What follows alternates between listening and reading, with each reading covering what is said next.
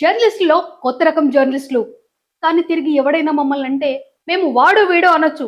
Time ఎప్పుడొస్తుందా అని చెప్పేసి చూస్తాం. యాక్చువల్లీ ఆ పంది కూడా పంది జాతికి చెందిందే. నేను ఔట్ ఆఫ్ పంది జాతి అని అనుకుంటారనమాట. ఇక్కడేంటిదంటే ఆ పంది కూడా నేను పందిని అని మర్చిపోవడం ఇక్కడ ఒక హృదయ విదారకమైన ఘటం అన్నమాట. ఇన్వెస్టిగేటివ్ జర్నలిస్టులు ఉంటారు.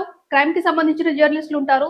బ్యూరోకి సంబంధించిన జర్నలిస్టులు కూడా ఉంటారు. కానీ వీళ్ళు కొత్త రకం సనాతన జర్నలిస్టులు. బట్ట ముసుగులో ద్వేషాలను విద్వేషాలను రెచ్చగొట్టే చదువు సంధ్య ఉన్న సిగ్గులేని జర్నలిస్టులు. హాయ్ హలో నమస్తే, వెల్కమ్ టు కైజర్ న్యూస్. నేను భాగ్య. ఈ కాలంలో జర్నలిస్టులు అంటే కేవలం వార్తలు చెప్పేవాళ్ళు మాత్రమే అని అనుకున్నాను నేను ఇప్పటి వరకు.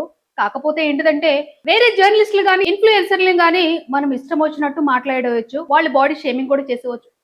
బట్ ఎవరైనా మాత్రం నాకు కౌంటర్ పెట్టారు అనుకోండి, మర్యాదగా ఉండదు. ఏమనుకుంటున్నారు? విజయశాంతిని ఇక్కడ ఐడియా వచ్చిందా?